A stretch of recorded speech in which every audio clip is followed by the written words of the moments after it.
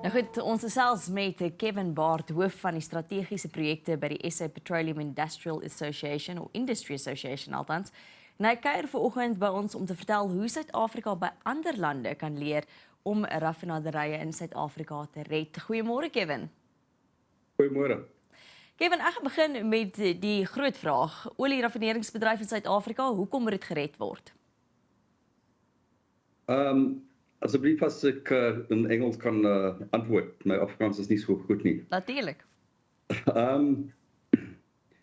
We've reached the situation in South Africa that the South African refineries need to invest a significant amount of money in order to actually manufacture clean fuels. Clean fuels is required for the OEMs, the original equipment manufacturers, for their vehicles.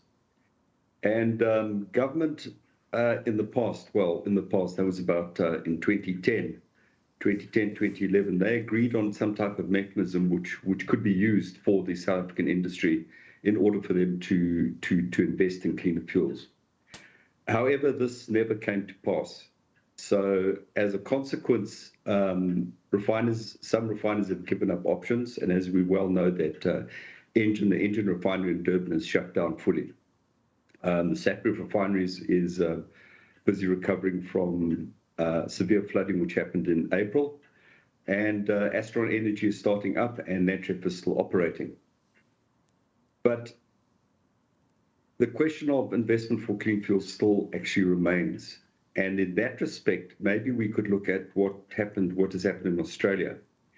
In Australia, they passed the Fuel Security Act, and that act allowed for the government to provide some financing to existing oil refineries in Australia to manufacture clean fuels, on condition that these refiners then establish some type of strategic stock situation for Australia, which at that stage had not been mandated as yet.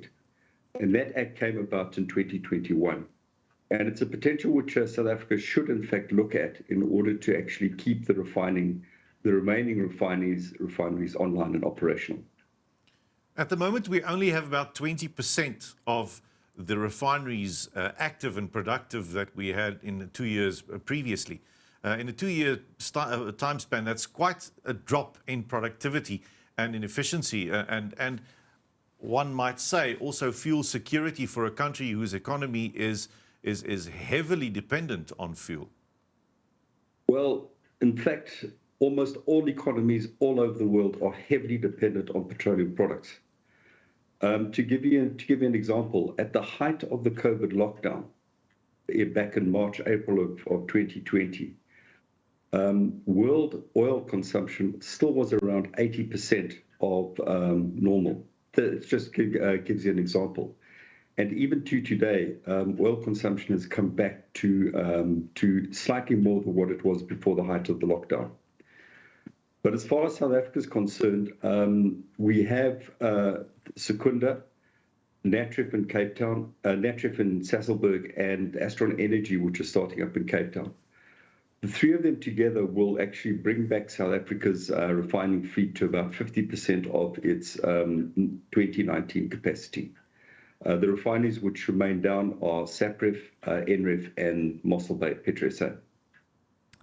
Would you say it is important to keep producing locally, Kevin? Because if we look at the infrastructure and we look at our harbors and stuff, we also don't have the infrastructure on the long term to keep importing that.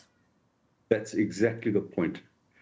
We do require local production. Local production provides security supply for fuels. It doesn't matter whether they're cleaner fuels or not. At this stage in time, we are reliant on a single pipeline system from Durban to Johannesburg to Gauteng in order to transfer the balance of fuel requirements in the country. Roughly 60% of demand is inland. And having a refining system allows a sense of refining security, even if you have to import the crude oil to refine it. We have crude oil imported in the country, and there is a huge bulk of crude oil now, even though there was a bit of a dodgy sale the previous years, but we're not referring to that now. There is crude oil in South Africa. What is going to happen to that emergency bulk now? Is it going to be sold off? What did the minister say? Well, what the minister has said that part of that crude oil will be used to fund the, let's say, the rebate in the fuel levy, which National Treasury afforded the South African consumer back in, I think it was April or May, when they reduced the fuel levy by half in order to actually offset the high price of fuel at the time. The thing about it is that we probably set for a long-term period of high oil prices going into the future. And the reason for that is the lack of refining capacity worldwide. The lack of refining capacity, you referred earlier to the fact that there are different rules and regulations when it comes to refining clean fuel for OEMs. That is it the rules and refining, the standards that need to be kept? Is that what has outdated our refineries in South Africa? We manufacture fuels according to the current agreed standards or the current mandated standards mandated by the Department of Mineral Resources and Energy. Those are not sufficient or not sufficient for the new drivetrains which OEMs offer. In that respect, they are outdated. They are outdated probably by a decade or so. Which is unfortunate because at one stage South Africa was the leader in Africa, but now South Africa is way behind many countries in Africa with respect to fuels. Wow. So yes, they are outdated. Kevin, realistically speaking, for the person watching, for example, if more refineries shut down, we don't adjust, we don't adapt, we don't look at other countries to how to change, what would that mean for your everyday South African? Well, for your everyday South African, the oil industry will endeavor to actually satisfy their oil demands and keep them what we call wet. That is a supply of product, maintaining the supply of product into the across the country. But we will be limited by the harbour capacity of Durban and the pipeline capacity. If Durban has never been tested for the amount of fuel which needs to be imported. To give you an idea, this year we estimate that about 12.8 billion litres of fuel, that is petrol, diesel and kerosene, will be imported through Durban. Next year, that will rise to 14.5 billion litres. Wow. If Natref had to close down, that would then arise to 18 billion litres of fuel per annum. And at those levels, we don't know at this stage whether Durban will in fact cope. And that can only be determined by a proper study of the Durban port and infrastructure as to whether that can happen. At this stage in time, we do know that the pipeline cannot cope with 18 billion litres of fuel. And more investment into the pipeline will be required to actually transfer the required amount of oil inland. So would that mean that we are looking at not enough fuel for airports, not enough fuel for cars? Would it literally boil down to that? In that event, probably yes. But as I said, the oil industry will endeavour to actually keep the country wet. And at this stage in time, we don't really have a problem. The country is kept wet. We're operating quite happily, in inverted commas, at imports at around 12.8 billion litres. And we're functioning just fine. But it's dangerous to actually extend that envelope. Okay. If we look at Australia, for instance, with the refinery in Fremantle, Australia, that's been repurposed as a fuel import terminal as opposed to an crude oil refinery.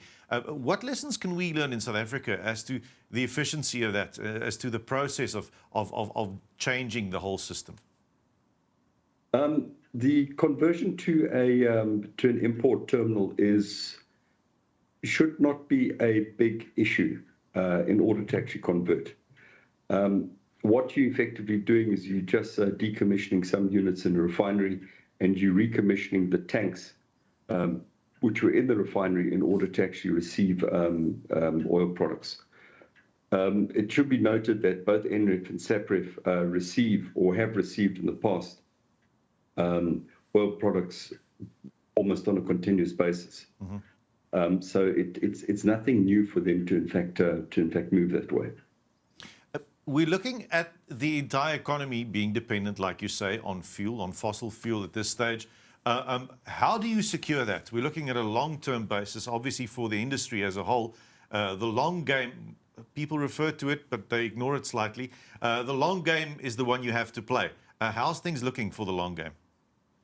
In the long game, what would happen is that the major energy companies, the likes of Shell, BP, Total Energies, and things like that, they will normally enter into long-term supply agreements with other parties in order to supply product into the country. The same happens, in fact, today with respect to crude oil.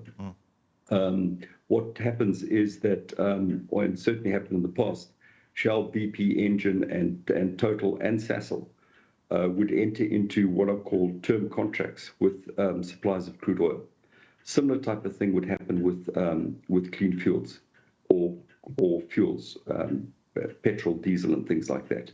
And you'd enter into a term contract whereby you would uplift a specific quantity of fuel from specific areas for delivery into South Africa. Wow, very interesting. Kevin, thank you so much for taking some time to speak to us this morning about this very important topic. Thank you very much.